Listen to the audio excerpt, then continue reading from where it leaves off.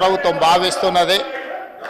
కొన్ని దశాబ్దాల నుంచి మాదిగ ఉపకులాలకు సంబంధించిన లక్షలాది మంది యువకులు ఎస్సీ రిజర్వేషన్లలో ఏబిసిడి వర్గీకరణ కోసం వాళ్ళు పోరాటాలు చేస్తున్నారు.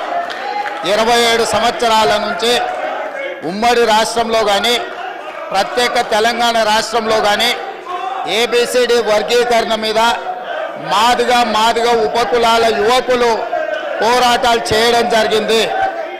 వారి పోరాటాల ఫలితం ఒకనాడు ఇదే శాసనసభలో మాదిగ ఉపకులాల వర్గీకరణ కోసం వాయిదా తీర్మానం ఇస్తే నాతో పాటు ఆనాటి శాసనసభ్యుడు సంపత్ కుమార్ను కూడా ఈ సభ నుంచి బహిష్కరించడం జరిగింది.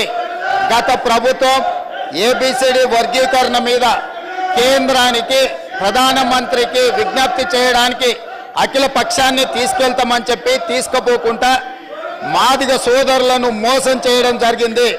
కానీ డిసెంబర్ 3, 2023 నాడు ప్రజాప్రభుత్వం బాధ్యత తీసుకున్న తర్వాత తక్షణమే మా ఉప ముఖ్యమంత్రి గారి సూచన మేరకు మాజీ ఉప ముఖ్యమంత్రి ప్రస్తుత మంత్రి దామోదర్ రాజనరసింహ గారి నేతృత్వంలో మా శాసనసభ్యులందరినీ అడ్వకేట్ జనరల్ని ఢిల్లీకి సుప్రీంకోర్టుకు పంపించి న్యాయ కోవిధులతో చర్చించి సుప్రీంకోర్టులో బలమైన వాదనను తెలంగాణ రాష్ట్ర ప్రభుత్వం కాంగ్రెస్ ప్రభుత్వం వినిపించడంతో ఈనాడు సుప్రీంకోర్టు మాదిగ ఉపకులాల వర్గీకరణకు అనుకూలమైన తీర్పునివ్వడం జరిగింది.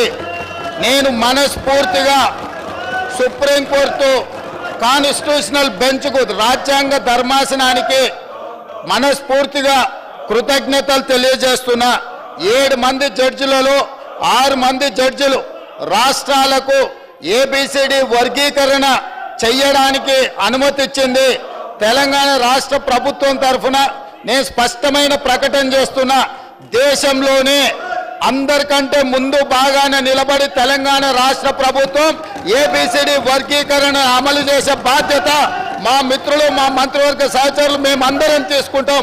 అవసరమైతే ఇప్పుడు ఇచ్చిన ఉద్యోగ నోటిఫికేషన్లలో కూడా వర్గీకరణను అమలు చేయడానికి అవసరమైతే ఆర్డినెన్స్ తీసుకొచ్చి మాదిగ సోదరులకు న్యాయం చేసే బాధ్యత మేము తీసుకుంటాము.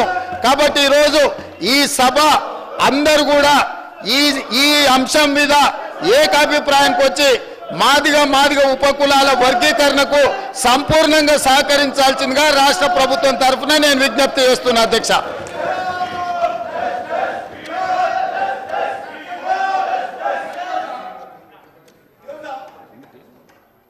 आप जाइए, आपके प्लेस में जाइए, मैं दे रहा हूं, जाइए.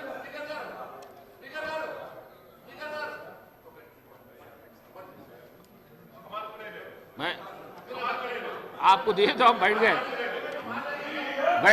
आप बात करो, अकबर साहब आप बात करो.